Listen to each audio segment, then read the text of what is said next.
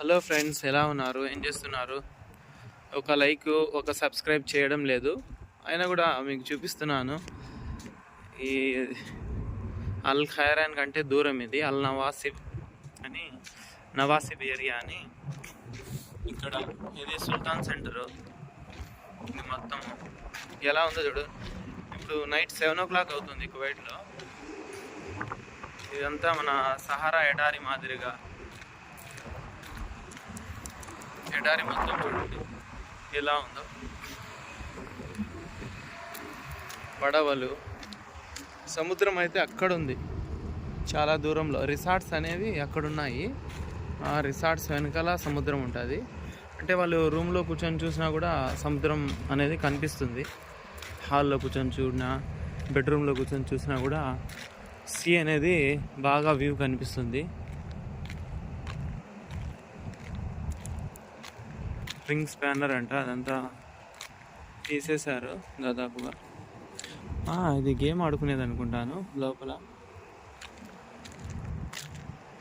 చూడండి ఎలా ఉందో మొత్తం. అవన్నీ గెస్ట్ హౌస్లు దూరంగా కనిపిస్తున్నాయి కదా, అవన్నీ గెస్ట్ హౌస్లు. వీళ్ళంతా వీకెండ్స్లో వస్తారు. Thursday, Friday and Saturday 3 days ఉంటారు. దాని తర్వాత సాటర్డే ఈవినింగ్, సాటర్డే మార్నింగ్ బయలుదేరి వెళ్ళిపోతారు. ఎందుకంటే సండే స్కూల్స్ ఉంటాయి, సండే మరి డ్యూటీస్ కూడా ఉంటాయి కదా. వీకెండ్ అయితే బాగా ఎంజాయ్ చేస్తారు ఇక్కడ గెస్ట్ హౌస్లలో, రిసార్ట్స్లలో. సమ్మర్ అకేషన్ కదా ఇది. ఇలా ఉంది ఫ్రెండ్స్, ఇది సుల్తాన్ సెంటర్. ఫ్రెండ్స్ ఎలా ఉంది కామెంట్ చేయండి. మీరు ఎక్కడి నుంచి నా వీడియోస్ చూస్తున్నారు సార్ కామెంట్ చేయొచ్చు కదా. ఇక్కడ మసీద్ కూడా ఉంది మాషాల్లా.